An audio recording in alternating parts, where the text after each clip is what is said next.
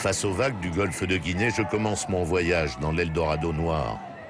À la fin des années 60, les 7 sœurs, les grandes majors du pétrole, contrôlaient 85% des réserves mondiales. Aujourd'hui, elles n'en contrôlent plus que 10%. Alors, il faut ouvrir d'autres terrains de chasse. Et les prédateurs regardent vers l'Afrique. Peak oil, guerre au Moyen-Orient, hausse des cours du brut. L'Afrique est le nouveau champ de conquête et de bataille des compagnies pétrolières.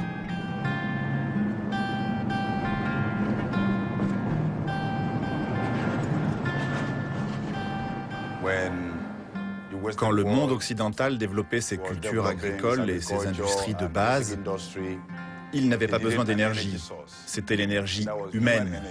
Des esclaves pris du Nigeria, de toute l'Afrique. Maintenant, c'est le pétrole brut. Alors, du sang des veines des esclaves d'Afrique au pétrole brut, c'est une histoire d'exploitation, d'un niveau à un autre.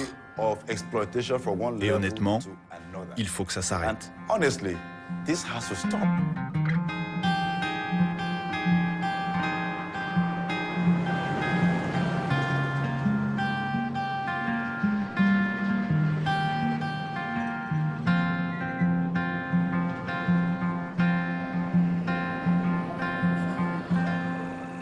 L'histoire secrète du pétrole a commencé loin de l'Afrique, en Écosse, au cœur des Highlands, un 28 août 1928, au château d'Ashnakari.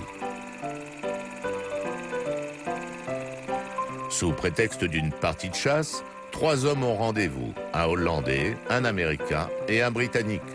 Cette chasse aux faisans et aux coqs de bruyère n'a jamais été filmée, mais cela s'est sûrement passé ainsi. Le Hollandais Henry Deterding, un homme implacable et déterminé que l'on surnomme le Napoléon du pétrole. Il dirige la toute-puissante Royal Dutch Shell. L'Américain Walter Teagle, il représente la Standard Oil Company, fondée par John Rockefeller à 31 ans. Elle deviendra la future Exxon. Et Sir John Cadman, anglais, directeur de l'Anglo-Persian, la future BP, créée sur les pétroles de Perse. Au château, le Gotha du pétrole est à table. La réunion secrète peut commencer. Le monde a soif de pétrole et une lutte sans merci s'engage entre les compagnies. La guerre, c'est peut-être bon pour les affaires, mais pas la concurrence. Henry Deterding déclare « Il est temps d'exploiter fraternellement et le plus profitablement possible les ressources pétrolières mondiales. Zone d'exploitation, prix du transport, prix de vente, tout doit être partagé. Au matin, un pacte secret est scellé, sans signature. Un cartel de pétroliers se prépare à dominer le monde.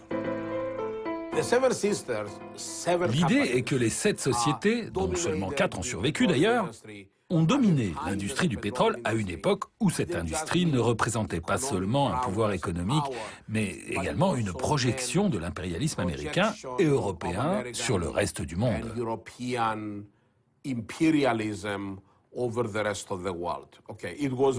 C'était en fait un instrument pour les Américains et les Européens, disons les Occidentaux, pour exercer leur pouvoir sur le tiers-monde. Voilà ce que devaient représenter les 7 sœurs. Ce matin du 29 août 1928, l'ordre du monde a changé. D'autres compagnies vont rejoindre cette conspiration de milliardaires. L'histoire les appelle les 7 sœurs. Exxon, Shell, BP, Mobil, Texaco, Gulf et Chevron. Minarets et torchères se toisent dans le ciel de Libye. Un désert brûlant, jadis on l'appelait avec mépris la boîte à sable.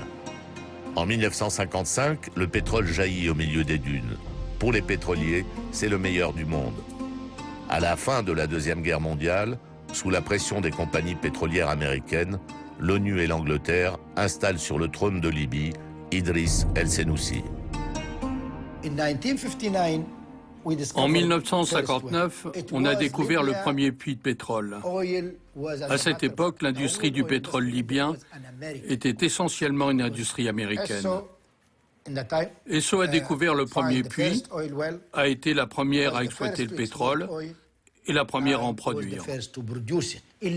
En moins de 3 ans, la Libye est arrivée à une production de plus d'1 million de barils. Et en moins de 7 ans, on a atteint 3,5 millions de barils par jour. C'était extraordinaire.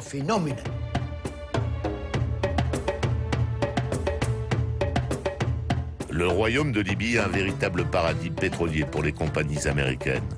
L'opacité des comptes est telle que la Libye reçoit à peine 12 cents le baril.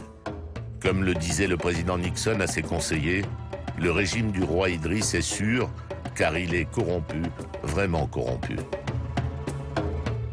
Les tankers chargés d'or noir de la plus belle qualité peuvent naviguer vers les côtes américaines.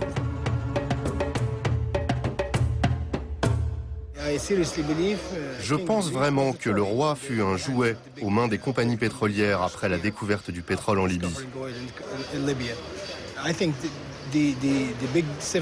Je pense que les 7 sœurs ont volé la Libye, comme elles l'ont fait dans beaucoup d'autres pays. Bien avant les majors américaines, un géologue et explorateur français, Conrad Killian, connaissait le potentiel pétrolier de la Libye. Dès les années 20, après 2 expéditions, il affirme qu'il existe du pétrole dans le Sahara et dans le faisan libyen. Il est le seul homme au monde à avoir dressé la carte des futurs gisements pétrolifères du Sahara.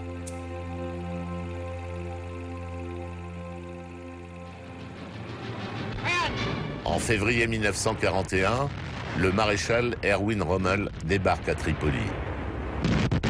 Le soir même de son arrivée, Rommel lance ses chars sur les positions britanniques et les repousse jusqu'en Égypte. Son plan est simple, ouvrir l'accès aux champs pétrolifères du Moyen-Orient, puis faire jonction avec les troupes allemandes du front de l'Est pour s'emparer de Bakou et de ses fabuleuses réserves. C'est une guerre pour le pétrole qui se joue dans les déserts d'Afrique du Nord.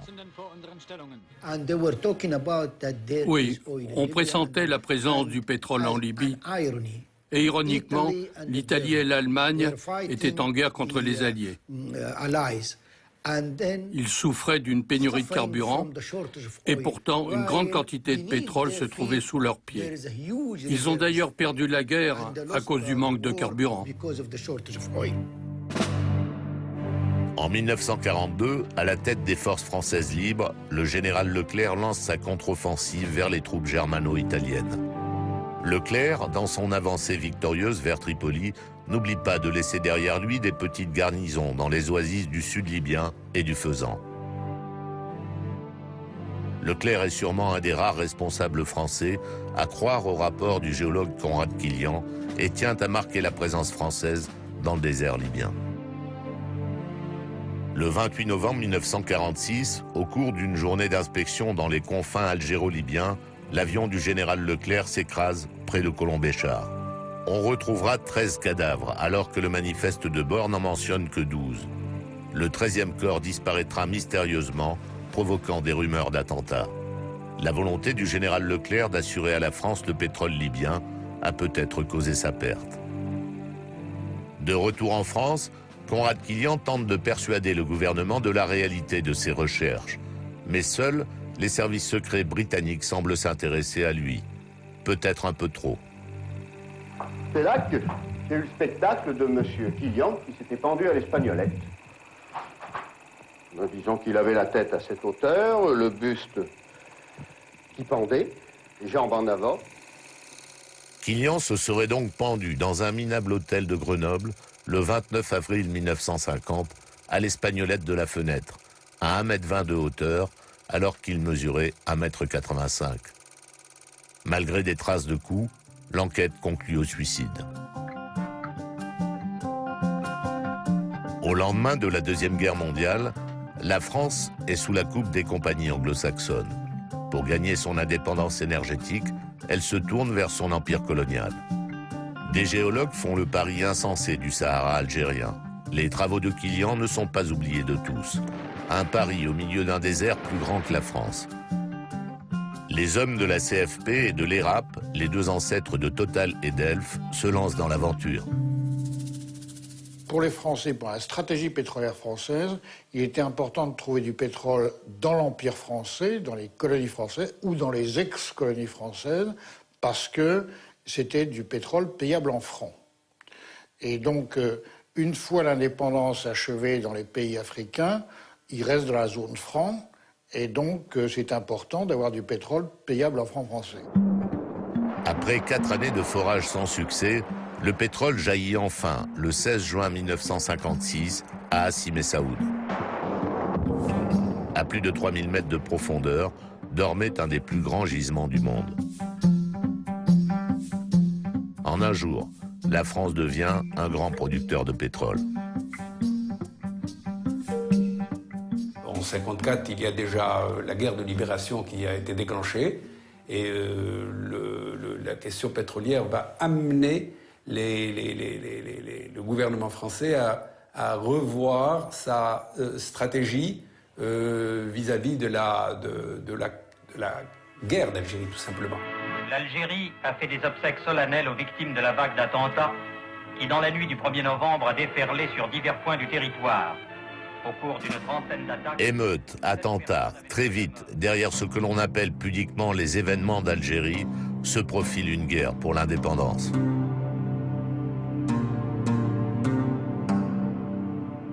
Étrangement, la guerre est comme absente au Sahara. Les troupes de la Légion étrangère campent près des gisements.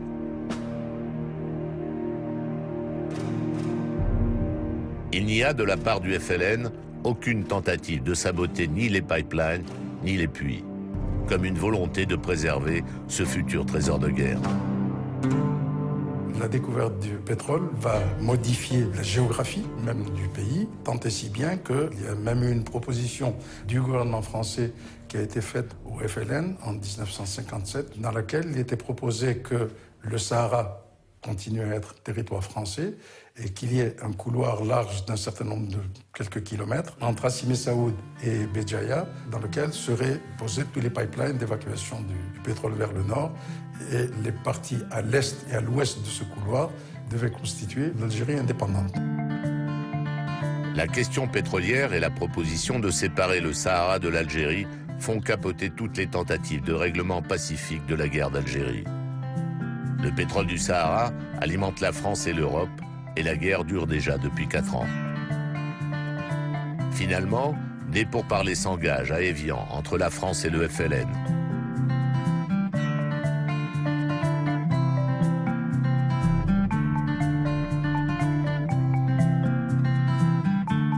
L'accord est signé le 18 mars 1962. L'Algérie obtient son indépendance et la pleine souveraineté sur le Sahara et ses richesses, moyennant quelques garanties pour les pétroliers français.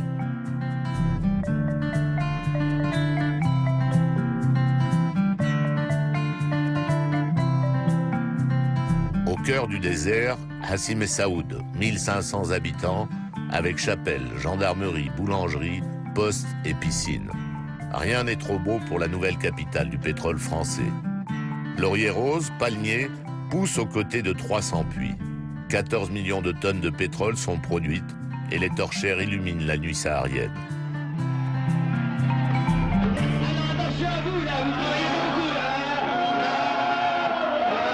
Malgré l'indépendance algérienne, Hassi Messaoud est de fait une enclave française exploitée par des compagnies françaises.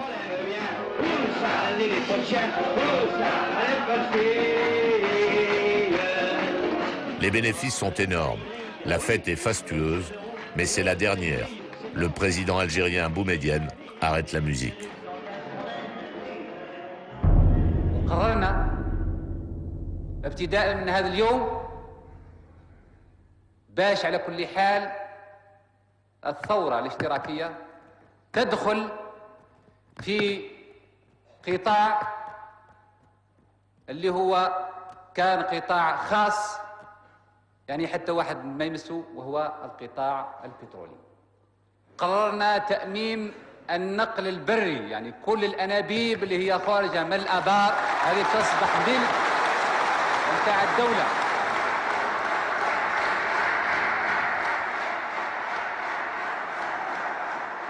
Au matin du 24 janvier 1971, pour les Français, la gueule de bois est terrible. Le président algérien, pour la première fois de l'histoire du pétrole, a osé l'impensable. Il a nationalisé le pétrole algérien. Les réactions sont violentes de la part des autorités françaises et des compagnies françaises. Elles considèrent le Sahara et le pétrole saharien comme étant été découvert par les compagnies françaises, comme étant leurs biens. C'était toute la stratégie de ces compagnies. Et puis c'était beaucoup d'argent, surtout beaucoup d'intérêts. L'Algérie est la principale source de production des compagnies françaises dans cette période-là. Ça va les obliger, après ces nationalisations, à aller en mer du Nord, à aller un peu plus dans le golfe de Guinée en Afrique. Mais avant cela, l'Algérie était la principale source de production pour les deux grandes compagnies que sont la Total et Elf. Contrairement à Total, qui accepte les nouvelles conditions algériennes, Elf quitte l'Algérie. La France doit à tout prix organiser son futur pétrolier. Entre en scène un ancien membre des services secrets gaullistes, Pierre Guillaumat, directeur d'Elf, et Jacques Foccart, ami du général de Gaulle et conseiller de l'Élysée pour les affaires africaines. Leur feuille de route est claire: trouver du pétrole africain, le sécuriser et ainsi assurer l'indépendance énergétique de la France.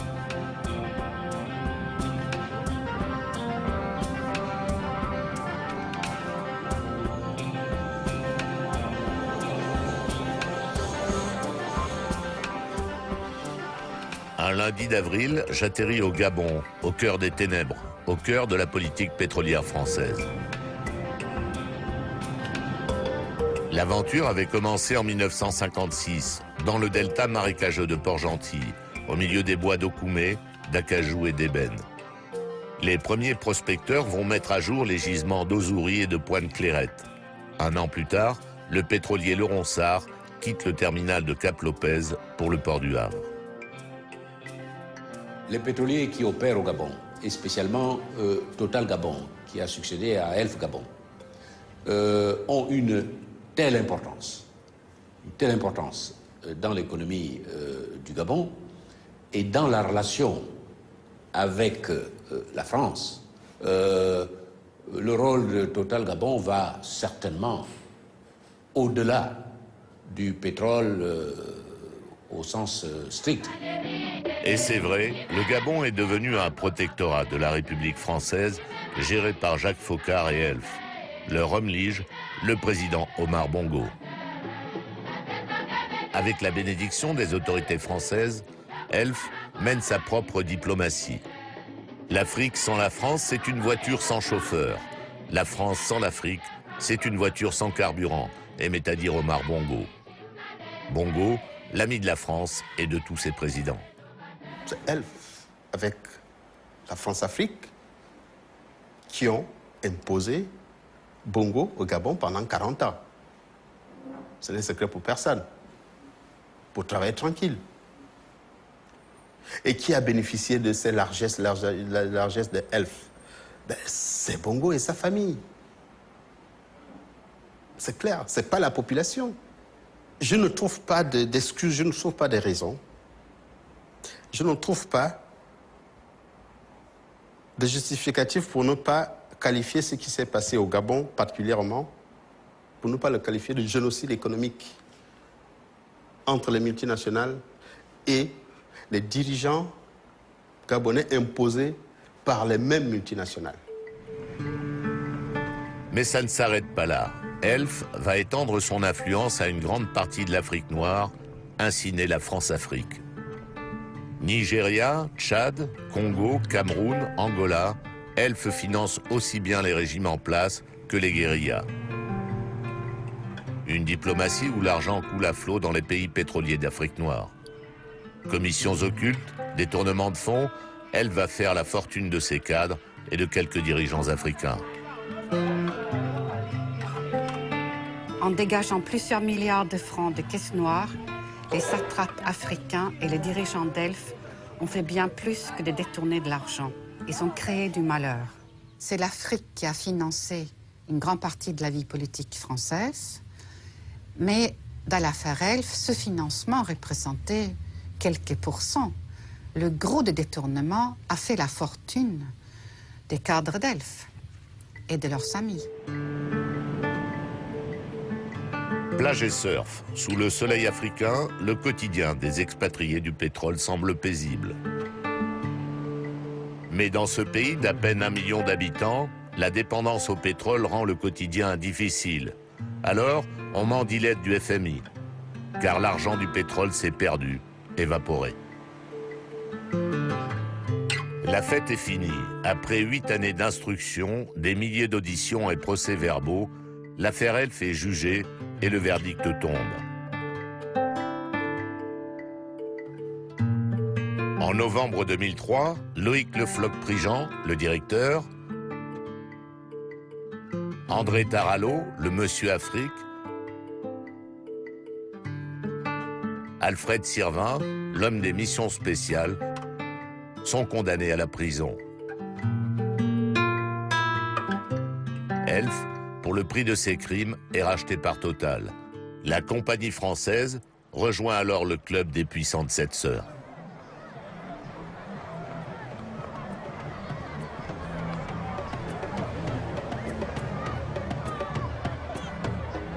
J'ai quitté le Gabon pour la Libye et je remonte l'avenue Chari Al-Fat le long de la plage. Tripoli me semble heureuse, une ambiance toute balnéaire.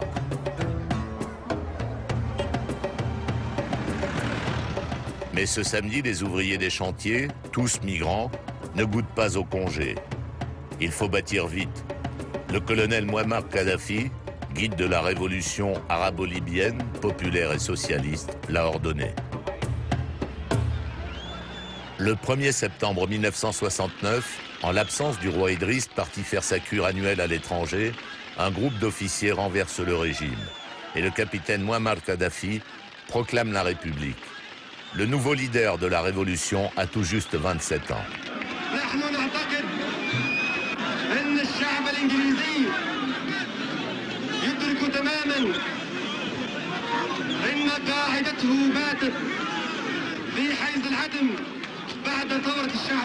Pour les 7 sœurs, le vent du changement soufflé par Kadhafi prend les proportions d'un ouragan.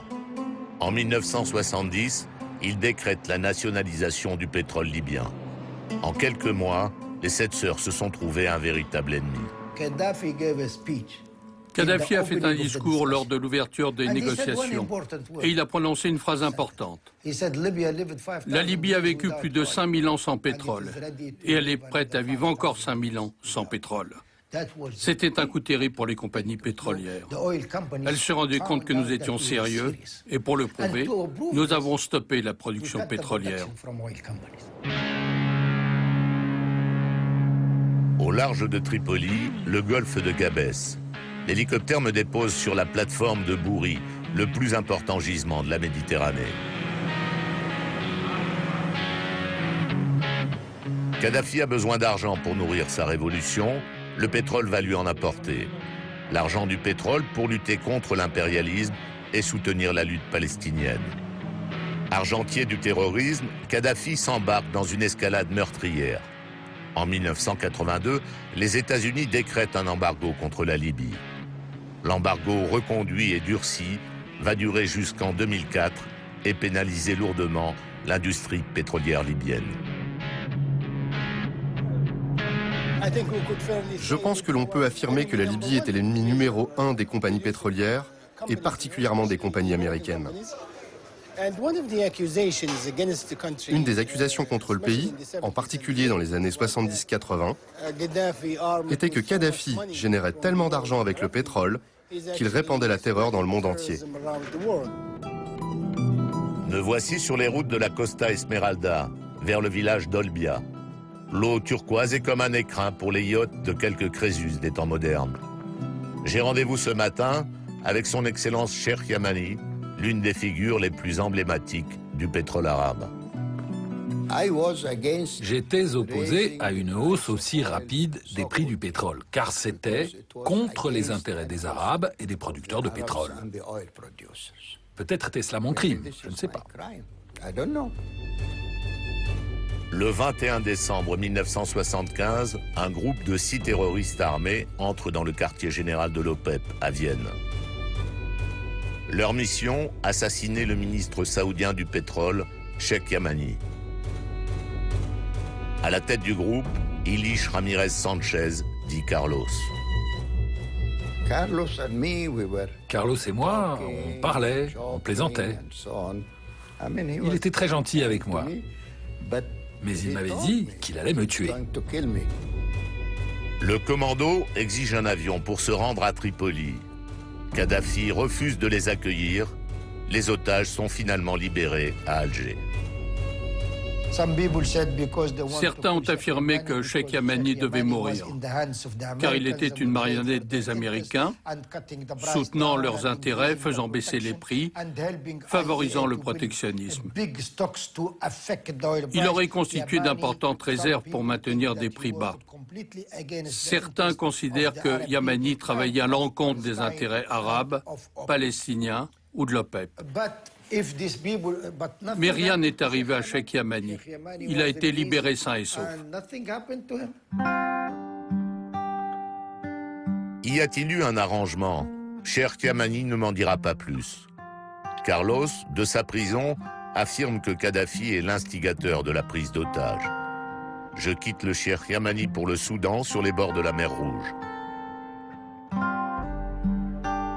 Quand le Soudan accède à l'indépendance en 1956, les élites arabes du Nord s'imposent à Khartoum. Les régions du Sud sont marginalisées. Le Sud, population de Noirs, chrétiens et animistes, réclament l'autonomie de leur région. Commence alors une lutte sans merci qui va durer près de 20 ans. Tout le monde pensait qu'il pouvait y avoir du pétrole au Soudan. Personne n'en savait rien. Ça a été révélé par l'exploration de la compagnie américaine Chevron à la fin des années 70. Et ça a été le début de la Deuxième Guerre civile, qui ensuite a duré jusqu'en 2002. Ça a duré 19 années. Et cette guerre civile a coûté au moins 1,5 million de morts. Donc l'affaire pétrolière est au cœur de la situation. Du sang et du pétrole. Officiellement, le Soudan détient les 5e réserves de pétrole du continent africain. Mais la majorité des gisements se trouvent dans les régions du Sud. C'est la guerre, avec son cortège d'horreurs et de massacres. Khartoum est accusé de génocide. Et c'est dans ce contexte que les Chinois entrent dans le jeu. Dans cette compétition entre les États-Unis et la Chine, on dit souvent que la Chine n'agit pas selon les mêmes règles du jeu que les États-Unis et les Européens. Il n'y a pas d'ONG qui surveille étroitement leur comportement. Et les droits de l'homme sont moins au centre de leurs préoccupations. Dans des pays comme le Soudan, ils ont établi une relation privilégiée avec le président al-Bachir, qui est impliqué dans de graves affaires de violation des droits de l'homme. Dès janvier 2007, Hu Jintao, le président chinois, arrive à Khartoum. Le pétrole soudanais est vital pour la croissance chinoise. Le président se montre généreux avec le dictateur al-Bachir. La Chine bienfaitrice et intéressée a besoin de pétrole. Une stratégie sans état d'âme, une autre façon de faire du business. Nous apportons au Soudan des capitaux et des technologies qui permettent à ce pays de développer certains secteurs économiques, y compris le secteur pétrolier. Et au final, le développement économique est bénéfique à la population soudanaise. Nous préférons la vision développementaliste à la vision droit de l'hommiste. Car de quel droit peut-on parler en l'absence de développement économique? Si le peuple n'a pas assez à manger, le discours sur ses droits, c'est du vide. De fait, les bâtisseurs chinois sont là. Le président al-Bachir peut s'enorgueillir de la coopération avec la Chine.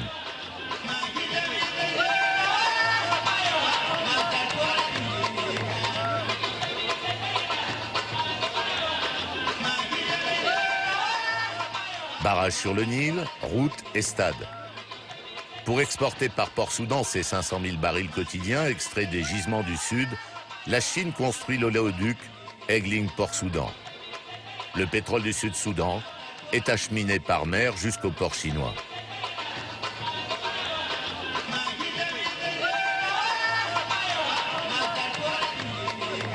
les Chinois ont amené des esclaves. Alors ça a été une opération assez étonnante.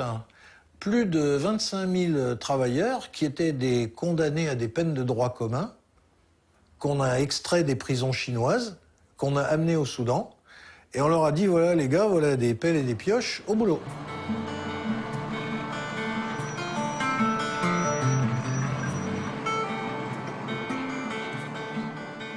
Coup de théâtre. Après 50 années de guerre civile, l'impensable se réalise un matin de février 2010.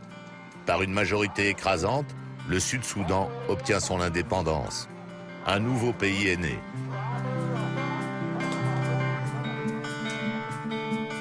Comment va se partager la rente pétrolière entre les deux Soudans? Cette question sans réponse pourrait de nouveau embraser le pays. Les compagnies occidentales, les 7 sœurs, vont pouvoir entrer dans le jeu. Les Chinois, eux, y sont déjà bien installés. Le Sud a 85% du pétrole, mais la seule voie d'évacuation de ce pétrole pour l'exportation vers l'étranger, c'est au Nord. Donc le Nord a le robinet, même si la source est au Sud.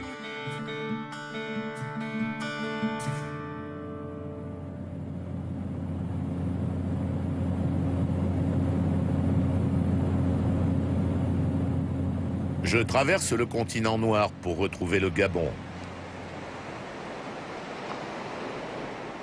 À l'ombre du terminal pétrolier de Cap-Lopez, les nuits gabonaises sont douces.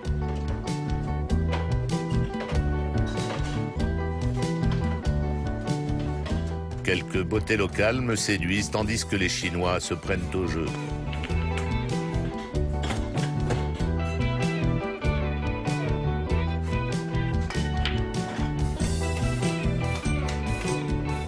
Une nouvelle partie de billard à 3 bandes commence. Les 7 sœurs et les majors ne sont plus seuls en Afrique, car les Chinois, eux aussi, aiment l'Afrique et le monde.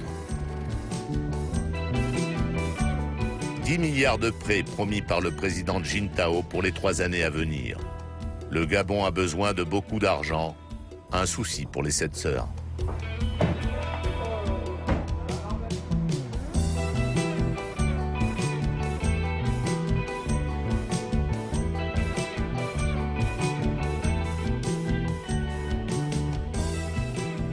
Quand l'État convoque les compagnies pétrolières, c'est pour leur dire, écoutez, nous sommes encore, on a besoin d'argent, essayez de nous avancer de l'argent, point.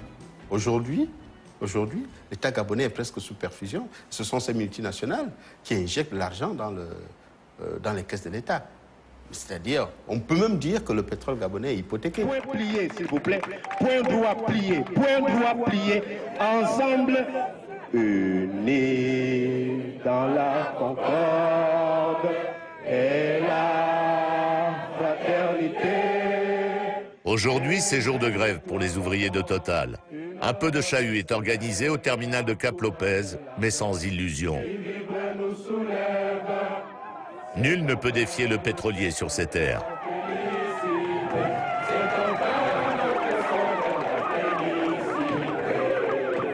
À chaque fois qu'il y a des mouvements à Port-Gentil, mais c'est l'armée française qui va mettre de l'ordre. Vous voyez, toute cette répression, vous avez la pression militaire, la répression et des techniques de corruption généralisées qui font en sorte que même quand la population veut se lever, ça ne marche pas. Impossible de naviguer aux alentours de Port-Gentil sans croiser l'armée française. L'arraisonnement est courtois. C'est le 6e bataillon d'infanterie de marine qui assure la garde des installations. Sa devise est « Au nom de Dieu et de la coloniale ». Une assurance vie au régime gabonais et aux installations pétrolières. Dans cet Eldorado gabonais où Bongo fils succède à Bongo père avec la bénédiction des pétroliers, il ne reste que le bonheur. Tout le reste a été volé.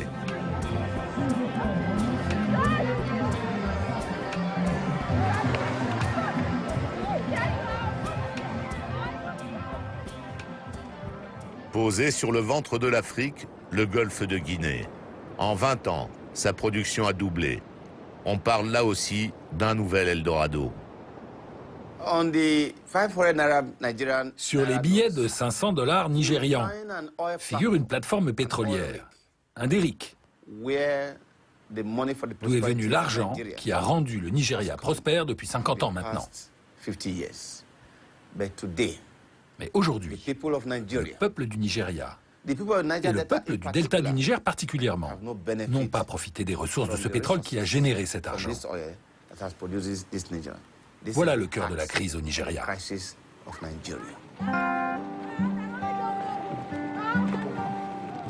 Le cœur de la crise, ça pourrait être Makoko, bidonville lacustre de Lagos. Baraque de fortune sur pilotis, le dernier refuge des oubliés, des exclus de la rente pétrolière. Ils viennent désespérés s'entasser dans ces bidonvilles de Lagos, la mégapole de l'Afrique. Les odeurs se mélangent, cuisine, eau croupie, le parfum de la pauvreté.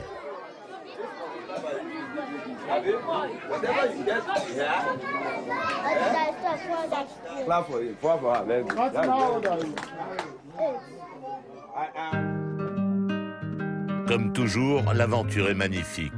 Dans la jungle hostile, les hommes élèvent des cathédrales de fer, fouillent les entrailles de la terre et les premières torchères crachent leur haleine fétide vers le ciel.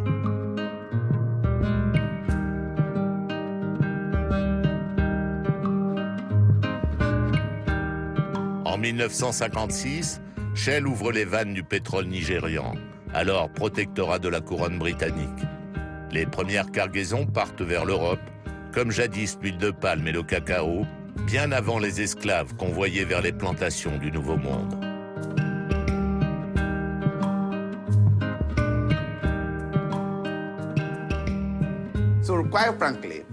Honnêtement, entre le peuple nigérian et ceux qui s'autoproclament dirigeants d'une part et les 5 grands acteurs pétroliers d'autre part, c'est une relation de maître à esclave. Les compagnies pétrolières sont les maîtres du Nigeria. Le peuple nigérian est l'esclave des sociétés pétrolières et c'est une tragédie. Tragédie. Le pétrole du Nigeria n'a jamais aussi bien porté son horrible nom, la merde de Dieu. Le Biafra, qui a été le premier grand conflit qui s'est produit après les indépendances sur le continent africain, était un conflit instrumentalisé par des puissances occidentales qui souhaitaient tout simplement s'accaparer les terres à pétrole du Nigeria. Les Igbo ont été soutenus par de nombreux pays occidentaux, la France en premier lieu, qui cherchait à l'époque à mettre pied sur ces terres à pétrole. Elle s'est soldée par la mort de plus d'1 million de personnes. Le 26 mai 1967, la région des Ibos, chrétiens et animistes, vote son indépendance contre le gouvernement central du Nigeria, dirigé par les musulmans du Nord. La République du Biafra est proclamée. Débute une guerre sanglante, 2 millions de morts, dont les 3/4 de famine. Le Biafra détient les 2/3 du pétrole nigérian. La France et Elf fournissent des armes aux Biafrais dans le but d'affaiblir l'influence des compagnies britanniques, Shell et BP. Elf a perdu la guerre du Biafra et c'est les compagnies britanniques qui l'ont emporté. C'est les compagnies britanniques qui ont emporté, c'est BP et Shell. Premier producteur africain de pétrole, le Nigeria est surnommé l'éléphant de l'Afrique. 152 millions d'habitants, la moitié de la population survit avec moins d'$1 par jour. À Lagos, les milliers d'églises sont envahies par les pentecôtistes, baptistes, adventistes. Tous rivalisent pour soulager les âmes et les poches des riches comme des pauvres. Pour beaucoup, le pétrole ou l'or noir, c'est la merde de Dieu.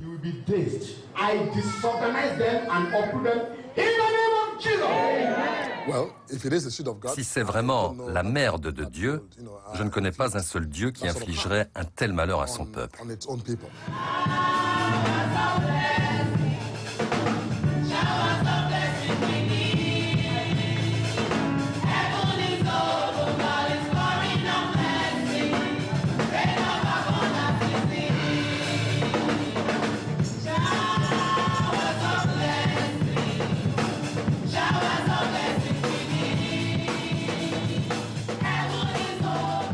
Dans le delta du Niger, 7000 km d'oléoducs, 1500 puits et des tonnes de pétrole répandu qui brûlent la mangrove et la peau des pêcheurs.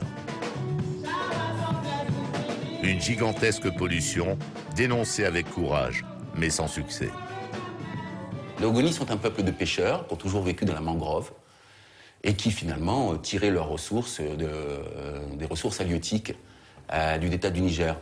Le jour où Ken Saro-Wiwa a constaté que les criques commençaient à être polluées, qu'il y avait de plus en plus de pipes d'oléoducs qui fuyaient et crachaient leur merde du diable dans les criques poissonneuses de cette deuxième mangrove au monde, qu'est le delta du Niger, Ken Saro-Wiwa s'est lancé en lutte. Ken Saro-Wiwa, un Ogoni, dénonce la collusion entre la compagnie Shell et la dictature du général Abacha.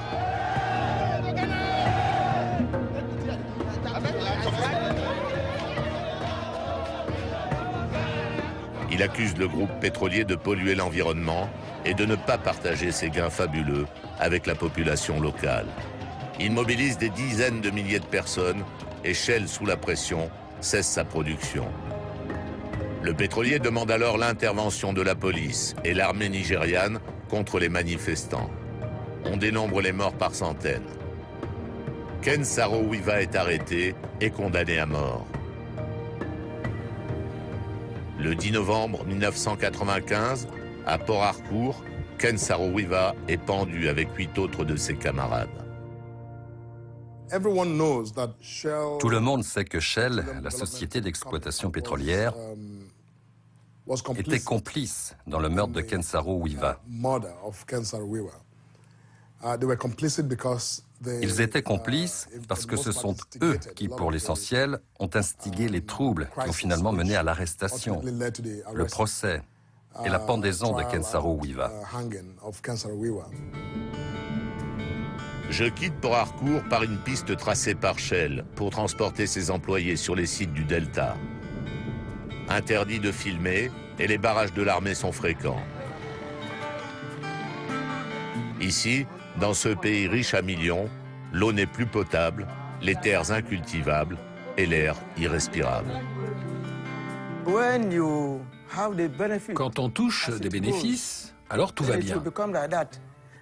Mais maintenant, nous ne profitons plus de ces bénéfices. Le pétrole provient de notre terre, mais on ne nous fait pas profiter de ses retombées. La police et l'armée sont employés par les compagnies de pétrole pour les défendre. Ils ne sont plus des nôtres. Même quand nous voulons partir d'ici, ils nous reconduisent. Même quand nous en avons ras-le-bol et leur bloquons le passage, l'armée intervient.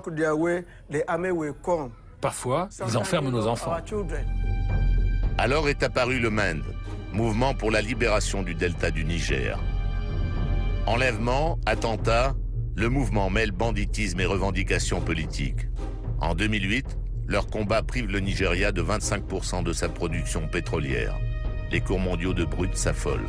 Le gouvernement est contraint de proposer une amnistie. Il y a eu de violents conflits dans la région vers 2005. Ils enlevaient des gens, ils réclamaient des rançons. Le gouvernement payait, les compagnies pétrolières payaient, ils payaient aussi les militaires pour protéger les oléoducs. Donc les affaires étaient prospères. Mais on a atteint un point où la violence était devenue un peu plus intense et la production de pétrole a chuté. Mais vraiment chuté. Donc la seule raison pour laquelle le gouvernement a essayé d'arrêter la violence était de permettre aux sociétés pétrolières de rouvrir le marché. Ce n'est pas dans le but de maintenir la paix dans la région. Ce n'est pas dans le but de résoudre les problèmes liés aux fuites de pétrole. C'est simplement dans le but de permettre l'extraction de davantage de pétrole.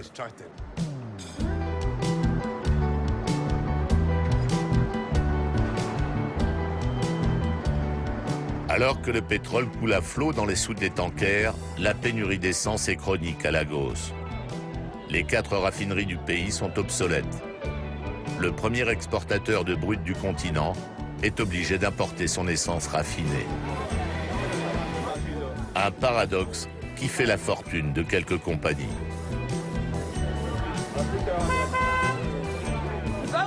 Le gouvernement devrait être uni. Il ne devrait pas alimenter la crise des prix de l'essence au Nigeria. Dieu a récompensé ce pays avec de nombreuses ressources. Je ne vois pas pourquoi l'essence est si chère et pourquoi elle augmente sans arrêt. L'inflation causée par le gouvernement est en train de détruire notre nation. Encouragée par les compagnies pétrolières, la corruption est devenue un système de gouvernement. 50 milliards de dollars se seraient évaporés sur les 350 perçus depuis l'indépendance.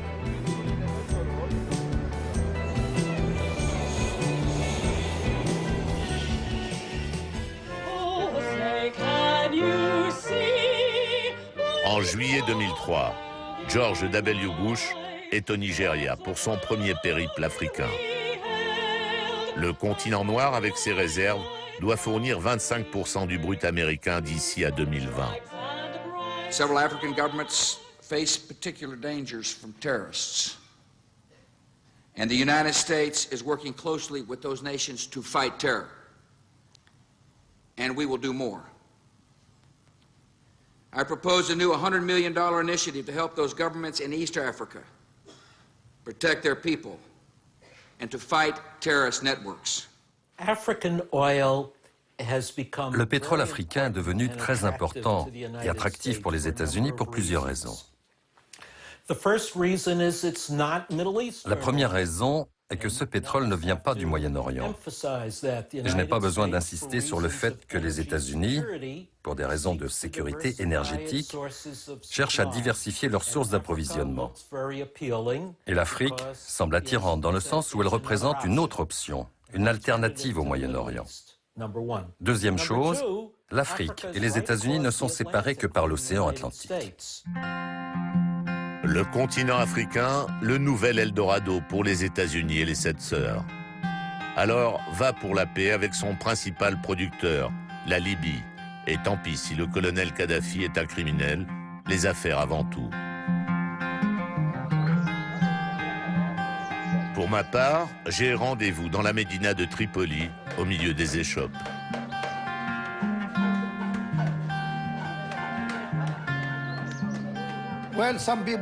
Certaines personnes pensent qu'il y a une contradiction entre la politique du gouvernement Bush et celle de ses prédécesseurs, qui voyaient la Libye comme un membre de l'axe du mal, alors que nous sommes maintenant amis. Évidemment, c'est dû au fait que ces pays n'ont pas d'amis, ni d'ennemis. Ils ont des intérêts. Nous savons qu'ils ne sont pas installés ici parce qu'ils nous aiment. Et nous ne les avons pas accueillis parce que nous les aimons. Mais il y a des intérêts communs. Dans l'industrie du pétrole, c'est une situation gagnant-gagnant pour les deux parties.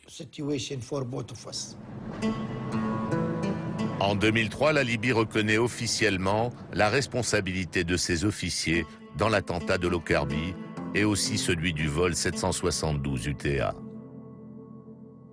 Fin stratège, le démiurge libyen paie une indemnité de plus de 2 milliards de dollars aux familles des victimes. Le colonel Kadhafi a gagné son pari, la levée définitive des sanctions. Le guide ONI est devenu fréquentable. Un arrangement sur fond de pétrole et de dollars. La Libye a réglé ses différends avec l'Ouest, Grande-Bretagne incluse, et les Américains, bien sûr. Et il y a beaucoup de compagnies pétrolières occidentales qui viennent dans le pays. N'importe quel politicien sensé et raisonnable, en Grande-Bretagne ou aux États-Unis, réfléchirait à 2 fois avant de détériorer les relations avec la Libye, principalement à cause des intérêts pétroliers. Al-Megrahi, condamné à la prison à vie pour la mort de 270 personnes dans l'attentat de Lockerbie, est libéré en août 2009 par les Britanniques. Selon le Sunday Times, sa libération serait liée à la signature d'un important contrat pétrolier avec la compagnie BP. Pour Downing Street, une simple coïncidence. Les gens qui ont réglé le problème d'Al-Megrahi avaient le pétrole à l'esprit. J'en suis certain. Muammar Kadhafi accueille Al-Megrahi en héros sur le tarmac de l'aéroport de Tripoli.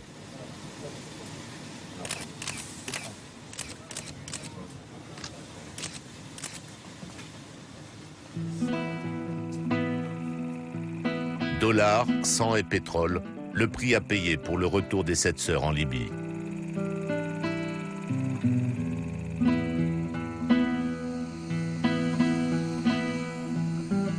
Pour les 7 sœurs et leurs concurrents chinois, indiens, russes, italiens, français, la chasse est de nouveau ouverte dans l'Eldorado noir.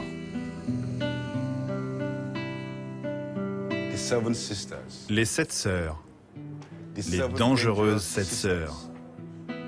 Vous savez l'histoire de leur rencontre à un dîner ou une partie de chasse. C'est vraiment une histoire formidable, reflétant ce qui se passe aujourd'hui. Ils font semblant de tuer des oiseaux, mais en réalité, derrière cette image, ils tirent, ils tuent des gens. Quant à leur manière de faire, les gens pensent qu'il s'agit d'une réception, d'une fête, alors qu'ils complotent sur la façon de rendre tout le monde captif. Et c'est très intéressant de voir que le monde entier connaît cette histoire et fait semblant de ne pas savoir.